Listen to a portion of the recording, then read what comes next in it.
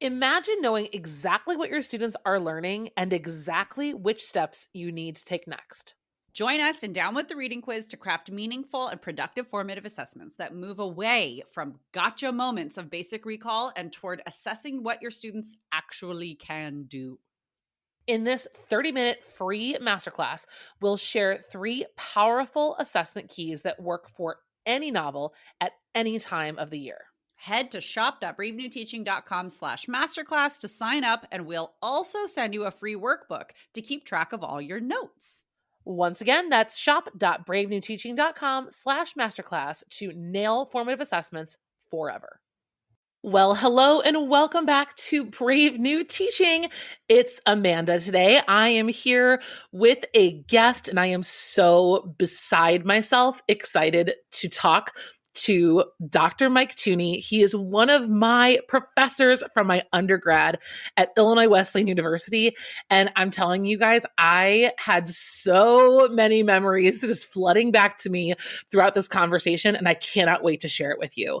But before we get into the interview, I really want to set the stage for what we are doing here at the podcast in terms of teaching poetry and creative writing, about looking through a different lens than what we normally and mainstream give our heart and soul to in our English classrooms. Poetry and creative writing, in my 13 years of experience in the classroom, have unequivocally been the places where I've always found the students that felt lost. It is something that I think we can easily push to the side. We can say, students are never going to need to read a poem. Students are never going to need to write a poem. Students don't do creative writing unless they're authors. And that thought can be intrusive. And even for the best of us who have the intentions of doing all of the things, of embracing creative writing and embracing poetry, it's something that we can put on the shelf when we're faced with impending tests and standardized exams and final exams. And we're really pinned against a wall so often with everything that we're expected to do as English teachers: research, rhetorical analysis, literary analysis, reading books. Our kids even reading books. More on that in episode 83. I can totally empathize with the feeling of having to sometimes choose to abandon something in pursuit of something else. And so what we wanted to do with this series of episodes and our poetry workshop, where Marie and I dig into some of the best practices, inspiration, and ideas behind teaching poetry and creative writing, is we wanted to create a space where teachers can go and get what they need when they're ready for it, as they need it, and maybe even to spark those ideas for how it doesn't need to be. Poetry and creative writing don't need to be something separate. And that's a very common, I'd say, thesis statement that we try to make here at the podcast, is that we don't need to continue this idea that everything has to be separated into units that are really contained to only one thing. Marie and I love the ideas of what bringing a creative writing lesson into a unit on a novel can do. I love writing poetry. There's a lesson I do when I teach 1,000 Splendid Suns. And it's a poem about place. And the poem is kind of an imitation of the original poem, 1,000 Splendid Suns. That's what the novel is based off of, is this poem. And students write about a place that means something to them. Similarly, there's a lot of teachers who like to write where I'm from poems. Writing poetry and studying poetry alongside characters in novels, alongside arguments in rhetorical analysis. These things can work together. And that's something that we want to continue to present to you across several different episodes, and especially during our poetry and creative writing workshop. If you are ready for that, you're going to head over right now to either the show notes or curriculumrehab.com/poetry workshop. Come take our workshop. Come learn from not just Marie and I, but we have some special guests inside this workshop as well. And let us take you through what can be, what can exist in your classroom. So today's interview, let's talk about what you're about to feast your ears on. What you're about to listen to is probably, if I know you, and I think I do, because you and I, we have a lot in common. And that is a nerd out session. You are going to have sound bites of of absolute gold that you're going to want to put on t-shirts. You're going to want to write down in your planners. You're going to want to stick on a Post-it note and put on your calendar. And remember, there are so many beautiful nuggets in this episode. And the reason I reached out to Mike is because when I was in college, he was one of the first people that ever gave me a license to have fun. We talk about it in the episode a little bit, but my experience in high school with poetry was very strict. It was very analysis heavy and heavy on the serious side of poetry needs to be approached with this very serious eye. It's for very intellectual students who can get things right or wrong. And the analysis and the interpretation is, it was all very serious. You know, I rarely remember playing with language and having fun with language. And the fact that a college professor was allowing such shenanigans, to me, always struck me as very surprising. And that is really underscores the heart of our conversation, that poetry and looking at the turn, where a poem turns, is all about surprise. Dr. Theune is just good people, period. First, you will hear that right from the get-go. And he was so willing and thrilled to come on the show with us. And if you're wondering a little bit more about his background, I'd like to share that with you so that you've got some context to this conversation about the poetic turn. Dr. Theune is both a poet and a critic. A lot of what he does in his research, his work, his scholarship is looking at the poetic turn. And he defines that for us a few different ways in the episode. But it's really that spot in the poem where, as Dr. Theune says, where poems radically change their focus. He's also working on the arena of assessing poetry. It's something that we do, and he wants to be thoughtful about how that's done. And then he's also a very, very hardcore John Keats kind of guy. There are some really cool projects he's done with Keats' work that you absolutely have to check out. Everything we talk about today will be in the show notes. But Dr. Theune has been at Illinois Wesleyan for 20 years. Like I said, I do remember very fondly our time together at Wesleyan. He loves to do all kinds of things around town in Bloomington Normal. He's a runner. And of course, I was reminded rereading his bio, he loves to spend time having coffee and reading at the Coffee Hound. So shout out to Bloomington Normal friends. If you are a Wesleyan grad or an Illinois State grad, this will be a wonderful time for you to kind of go down memory lane. Also, let's get together. Let's talk about that. And let's go back to the Coffee Hound. I forgot how much I love that place. So I hope you all enjoy us on this nostalgic / deep thinking interview all about teaching the poetic turn with us today. Don't forget to head back to the show notes and get more information about Dr. Theune, more information about our poetry workshop. And here's the interview.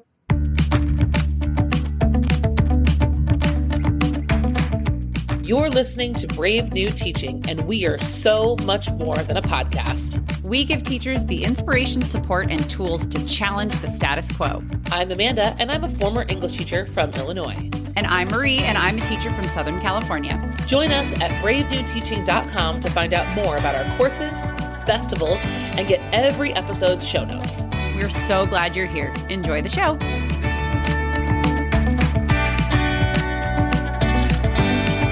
Well, welcome to the Brave New Teaching Podcast. We are here today interviewing the one, the only, Dr. Michael Theune. I am so excited you are here. Mike, would you introduce yourself to our wonderful audience? Of course, Amanda. Thank you so much for having me. So hi, everybody. I'm Mike Theune. I teach English at Illinois Wesleyan University in Bloomington, Illinois, which is Amanda's alma mater. Sure. Clearly that speaks highly of the institution. We're in Bloomington, Illinois, about midway between Chicago and St. Louis. I've been teaching there for now over 20 years. And so a lot of teaching, a lot of service, and then also a fair amount of scholarship. And so my scholarship kind of ranges from an interest in the assessment of creative writing to the British Romantic poet John Keats. But it really has a kind of a big focus on as well the element that we'll, I think, be focusing on today, and that is the poetic turn, those moments in poems where they really take these pretty major shifts. They really kind of change direction. I'm incredibly interested in that. And some years ago, I edited a book called Structure and Surprise, Engaging Poetic Turns. And so I'm look forward to talking about that element of poetry with everybody today. Yes, it is a book that has a very comfortable place on my personal bookshelf. Hey, and I love to share it with people. And it is not in the educational, pedagogical rotation at the high school level, which is a big reason why I wanted to have you here. Not only did I want to catch up, I do not want to do math about the fact that you had recently begun there when I was there, because that's a big number, 20. It was there have been years since we've been together. I apologize for sharing any of that sensitive No, oh my gosh, it's crazy. Just time is insane, but we don't need to go there because we already know that. Every teacher here, we talk about just, I think being in education does something to warp and speed up time. I feel like when you have classes and groups of people passing through, it's just, good. It's crazy. But so this is helpful. So it's not just me. No, it is not. Good. Okay. All right. Not even close. Okay. Good. But we are going to talk a lot about the turn today, but I wanted to let you take a little trip down memory lane and talk to our audience. One of the things about poetry that we keep coming back to is like trying to remember our own experiences, our early experiences, what our students are in the seats ready to experience. What was it that we experienced? And I know for me, and I've talked about this, I remember in my undergrad, I talked a lot about how I didn't enjoy my poetry experience until I got to Wesleyan. Do you remember your high school early poetry experiences? What were they?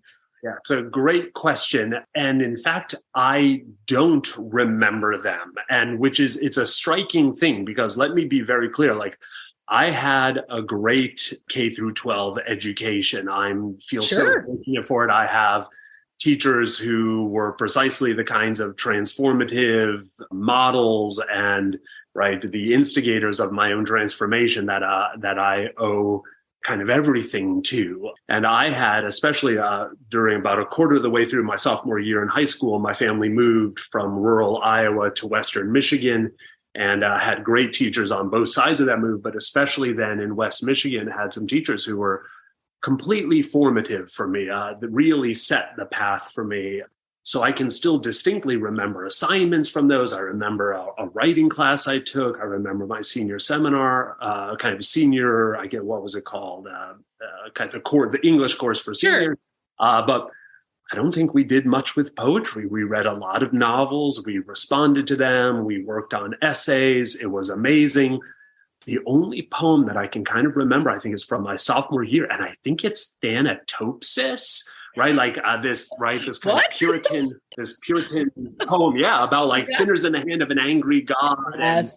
Spiders. And yes. Yeah, exactly. Yeah. And so I'm like, so that's the only thing that I can remember now.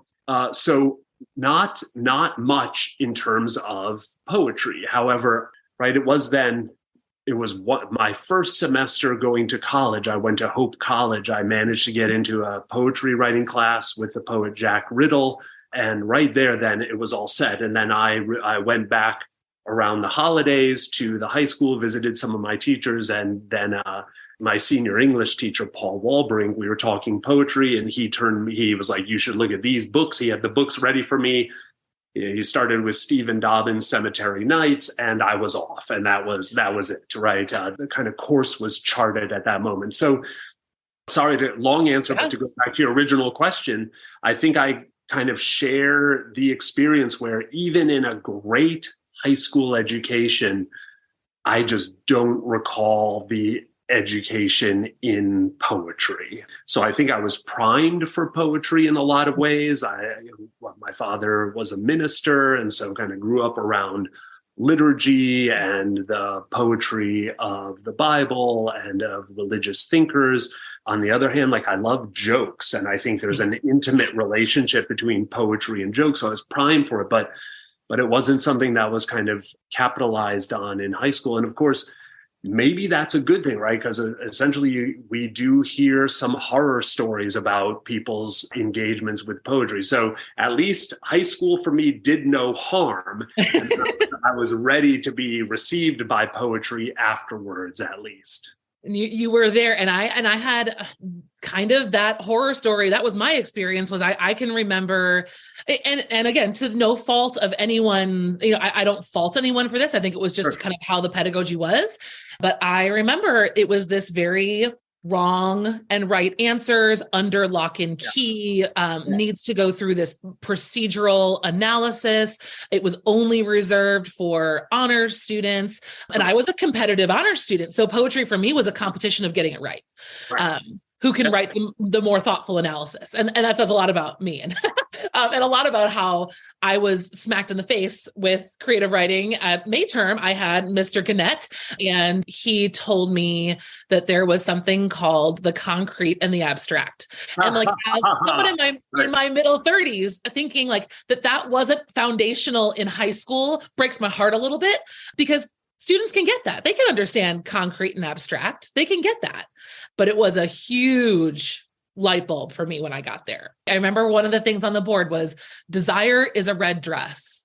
And I thought, sure it is. Like, and that's it's and now I'm like, okay, we need to bring this back to teachers. So my next question is in that vein is, what are some things that we can do before we get to the turn? What are some of your thoughts on dispelling this myth for teachers that poetry is something difficult for us, or something that is, we need to have X, Y, and Z breadth of knowledge before we embark on teaching poetry? How do we make teachers feel more comfortable just stepping into it without having an undergrad in creative writing? Yeah, great question. So my sense is this: I think it's really important for everybody to recognize that even at a base level, how complex we are in terms of our language use just naturally, right? So it's really important to kind of get us, and I think especially when approaching poetry, to realize that there are these really tricky, interesting, complex things we do with language, and we do them naturally all the time. They're not strange, different. They're just part of what we do. So I would point to, for example, one is songs, right? So lyric poetry, the lyrics of songs. So pay attention to how songs work and how the lyrics within songs work. And suddenly we're approaching poetry, and it's like, well, does that song tell a story? Some songs do, kind of, but other songs behave in different ways. And we don't think that they're therefore lesser or terrifying or strange or off-putting. They just behave in these different ways. And we're totally familiar with it, and we're A-okay. So one, the paradigm of songs. I'd also point people to kind of the paradigm of jokes, right?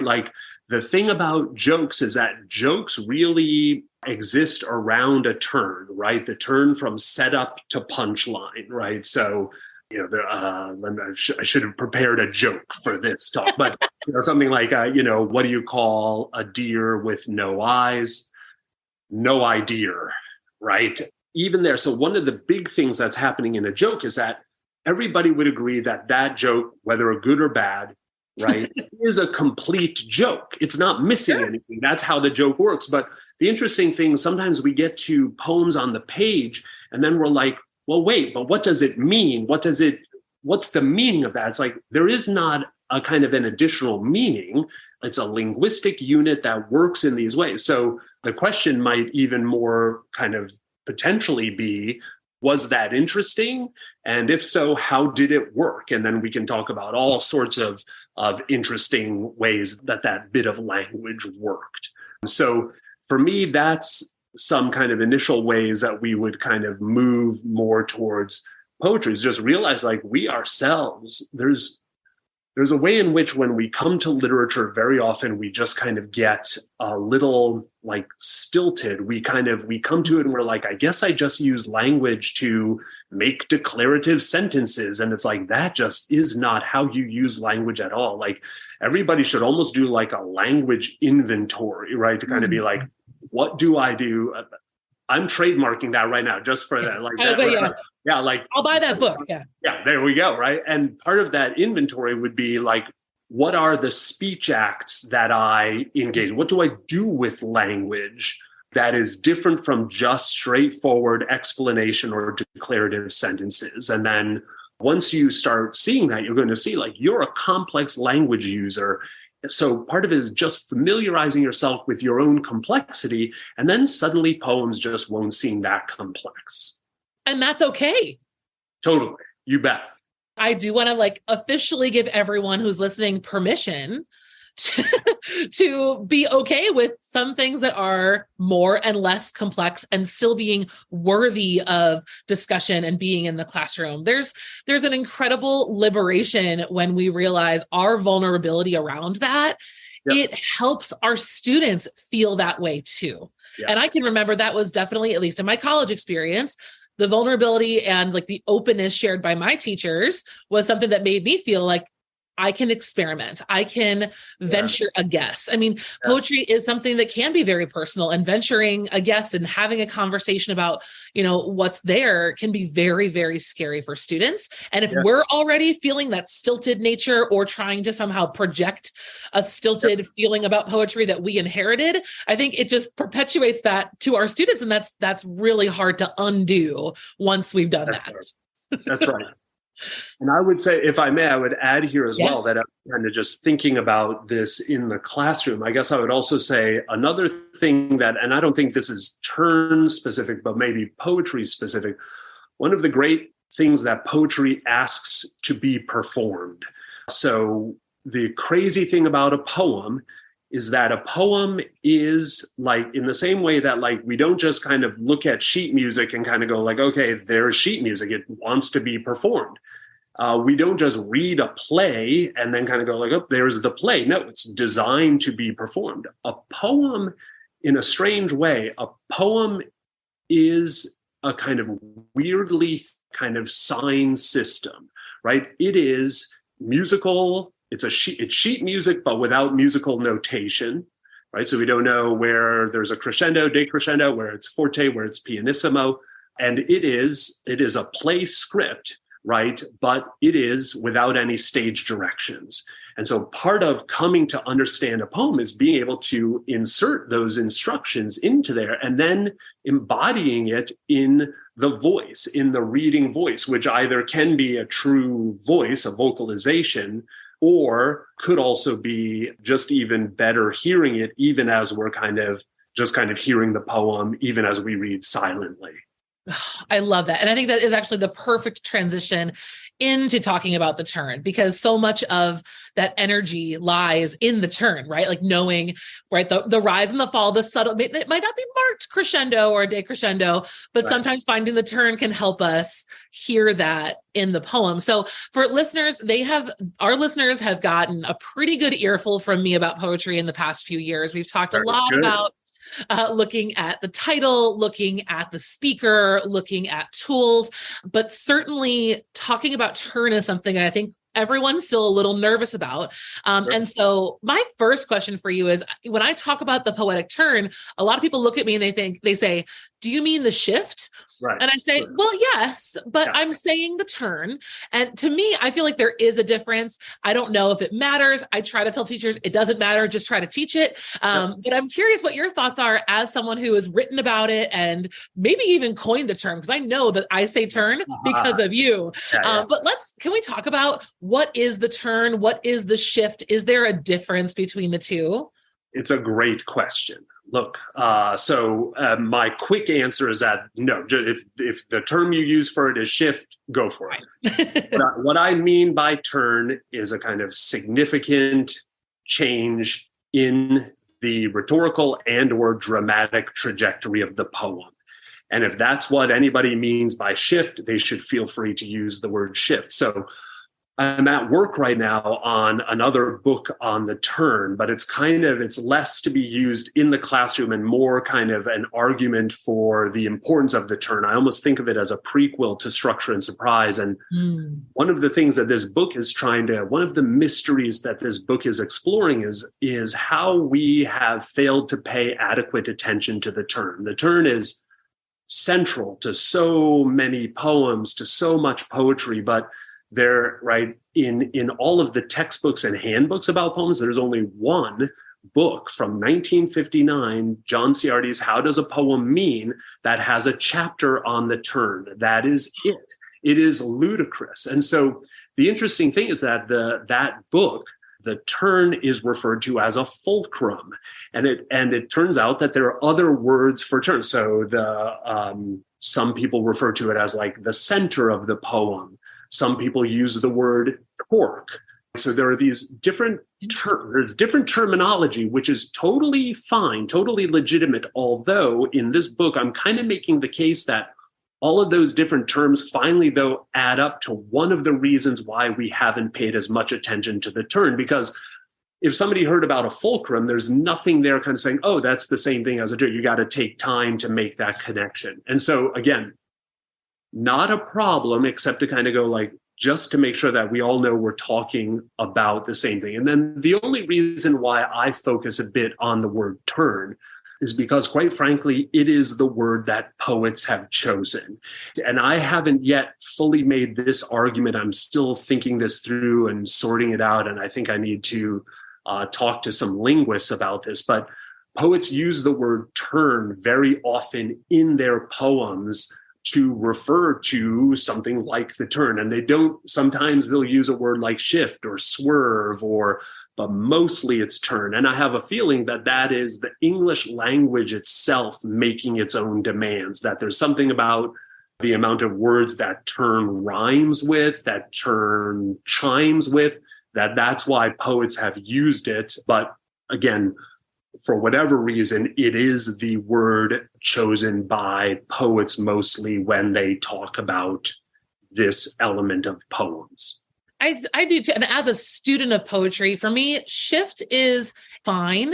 I've read enough poetry that I think I can discern, like when I'm thinking about a poem, what a shift is. But a turn is just, I don't know, that much more tactile, right? I sure. Physically can feel a right. turn more than I can feel a shift. And it's hairs of a difference. But right. when thinking about teenagers and how literal they are, I think right. turn's going to actually solve a whole lot more problems. Shift right. might be more confusing. Sure, right. Well, and I would say, so one of the things that I would think, right, for me, it's a great question about even bringing up the question of like, what do we call this moment? Mm-hmm. And then to offer students different options, and then to say, in this poem where the turn is incredibly sharp, would you call it something different versus this poem where the turn feels to kind of grow very naturally out of what came before it, right? So right, the word torque that the critic M.L. Rosenthal uses is very clearly about a really kind of distinct, hard and fast turn that's really prominent.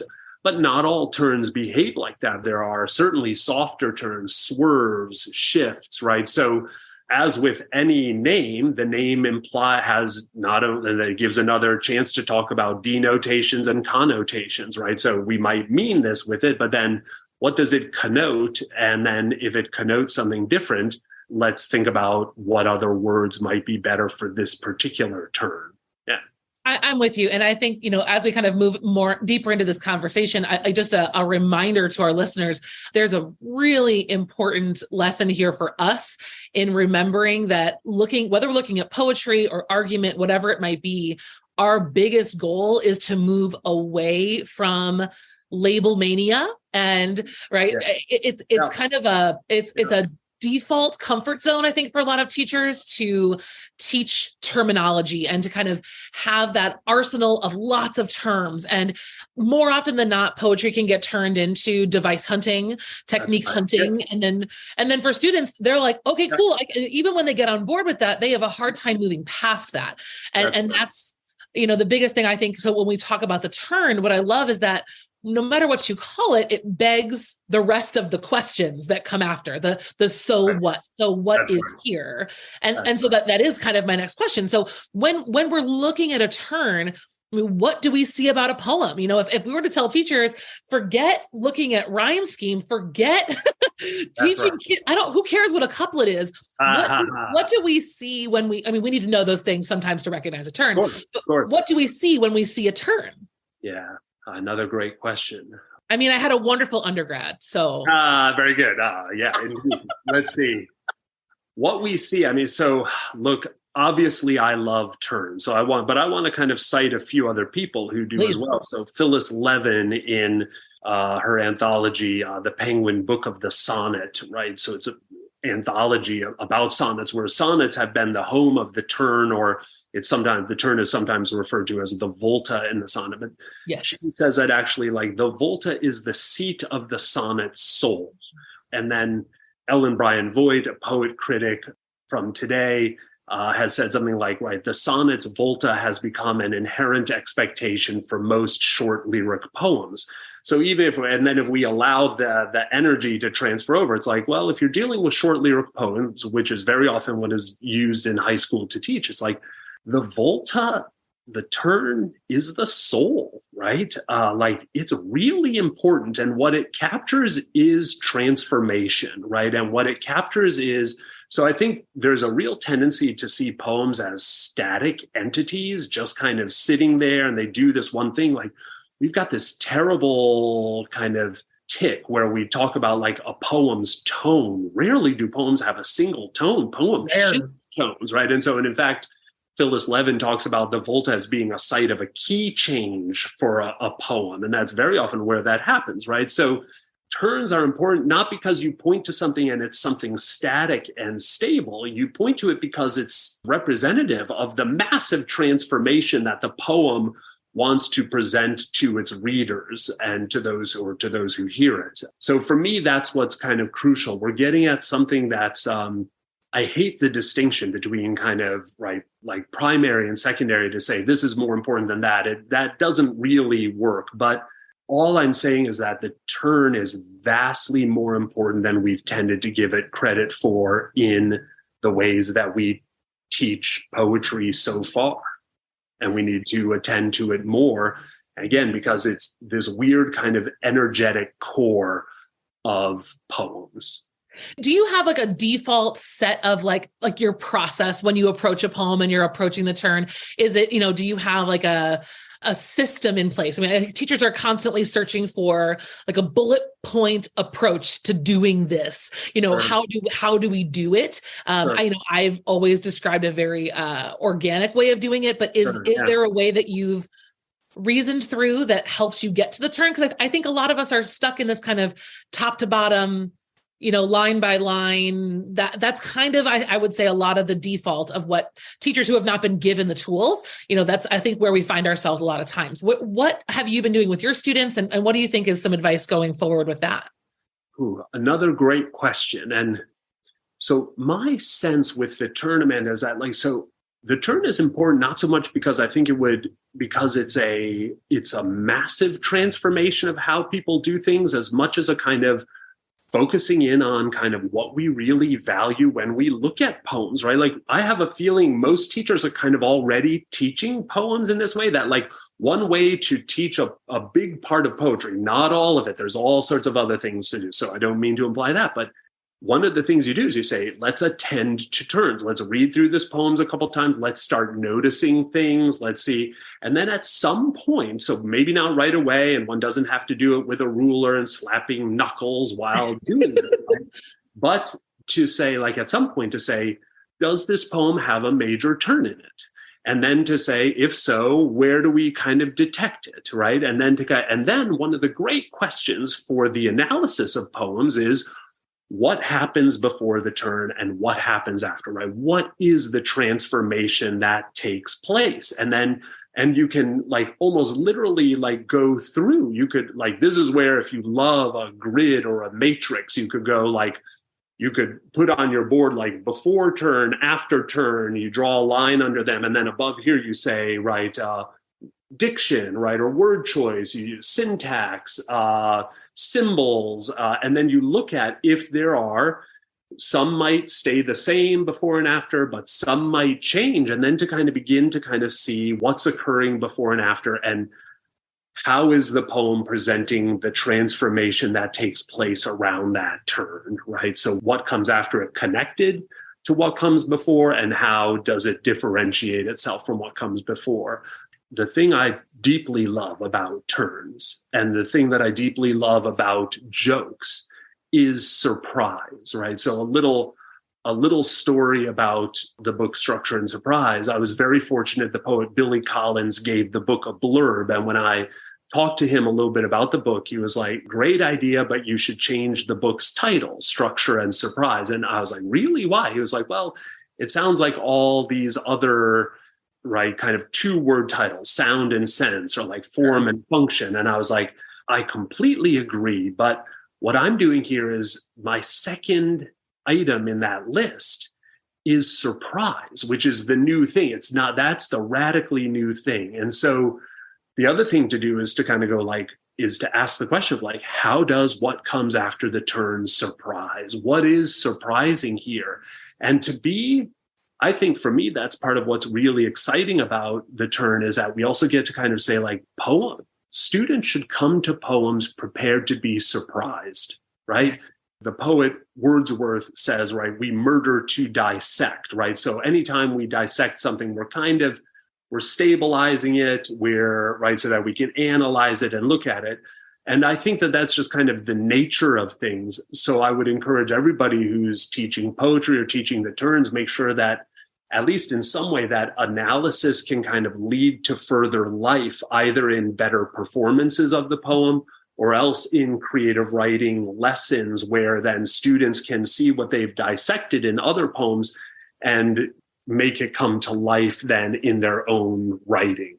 But again, I have a feeling that the turn is already kind of part and parcel of what a lot of teachers are already doing. But like, let's now focus in on it, recognize that it wants to be highlighted, recognize how big it is, recognize some of the things that we can do with it. And then in that way, maybe not transform our teaching, but really give better voice to the things we really value in poems, like surprise. And all of this, when I'm listening to you, it's just so affirming to me, because none of this is highbrow or inaccessible language. Turn is surprise. Yep. And of course, I would never expect that from you. That's, I mean, this is the, I have my moments. Oh yeah. Okay, sure. But listening to like this is doable for students. This is actually, I'll dare say it, interesting to students. Yeah, great. It's disarming. You know, we're saying come prepared to be surprised. Yeah. That's not something that kids can't do. Kids can do that. Right. Yep. Please, are you kidding me? One of the things that I like to do when I talk about poetic turns is to have students kind of let's talk about turns that you enjoy outside of poetry. So tell me about a turn that you love in a song that you love, or a movie or a TV show, or right, like I'm a huge fan of Christopher Nolan movies, right? And one of my favorite movies is a movie called The Prestige. And in The Prestige, we learn, which is kind of about two competing magicians, but it's really a movie about art and obsession and sacrifice. It's a great movie, but it's about magic tricks. And in part, it's about magic. And it's like, the movie states that there are 3 parts to every magic trick: the pledge, the turn, and the prestige. The pledge, you kind of show like, look, these are real things, or everything here is solid and real. The turn is you make something mysterious happen, you make something disappear. And then the prestige is you have to make it kind of come back. But I love that example where it's like, and that movie is a master course in turning, right? And so students are totally familiar with turns. They might not be familiar. Again, in the same way I'm trying to ask people to think about songs and jokes, like these techniques are used in all of these kind of popular media. Bring it to poems, because poems deploy these techniques as well. What a beautiful place to wrap ourselves up here. Mike, where can my teachers find your work? How can they get in touch with you if they have questions or they want to follow up? Where should they go? Sure. Why don't we, if you're okay with it. So I'm at Illinois Wesleyan University, and they can, if you look up the English department and the faculty, you'll see my name, and then you can see my email there. You can reach out. But why don't we just put a bunch of kind of some contact information and links and stuff onto this page that then can be shared with people who are paying attention to the podcast. And then that'll have a lot of helpful links, I hope, to different resources. Is that okay? That's perfect. So our show notes, so everyone knows, our show notes page goes with every episode. So we will have a stacked full list of resources, contact information. Just head over to the show notes. Thank you, Mike. Thank you, listeners, for being here. Any parting words of inspiration you have for us? Turn, right? To everything, there is a season. Turn, right? And poetry is always in season. Turn to it and turn to it using the turn. And I think that you will really feel the benefits of that in your classroom. I hope so. Thank you, Amanda. Thanks for taking this time with me. And thank you to all of you, the listeners and viewers as well. What a treat. Absolutely. Well, thank you so much for being here, and we will talk soon. Sounds great. Bye. Okay. I warned you, didn't I? I warned you that you were going to want to take notes, and I hope that you did. And I really hope you enjoyed this interview today. If you did, Dr. Theune, Mike, and I, we would love to hear from you. You can contact Mike Theune anywhere on our show notes. We've got his email. We've got all of his contact information there, his website. And then, of course, at Brave New Teaching, we want to hear about the moments that are transforming your teaching. Remember, our DMs are always open. Our inbox is open, and we would love to hear from you on Instagram. Give us a shout out on a story and a reel, and we'll be thrilled to repost that, respond to you, and just continue this conversation. If you want to hear more about the Poetic Turn, you know where to go, and we hope you found this episode incredibly helpful. As a special treat, there is an additional section of this interview that we did not include in the podcast. Instead, it is inside our festival, where we talk with Dr. Theune about his 2 favorite creative writing exercises. 2 things he does with his creative writing students every single year that are, without fail, the most powerful ways to disrupt that linear thinking. If you want to get your hands on that, head to our website. You're going to go to curriculumrehab.com/poetry workshop to get yourself registered. There are various tiers of ways that you can be invested in this workshop. And you're going to get that video, all the handouts, and everything you could need to successfully reproduce those lessons in your own classroom. We hope you'll join us in the workshop, and we thank you so much for being here. Have a wonderful rest of your week at school. Bye. Thanks again for listening to Brave New Teaching. We'd love to keep the conversation going over on Instagram. And while you're there, check out the links in our bio for the most up-to-date events going on in the Brave New Teaching community. Thanks for being here, and have a great week at school.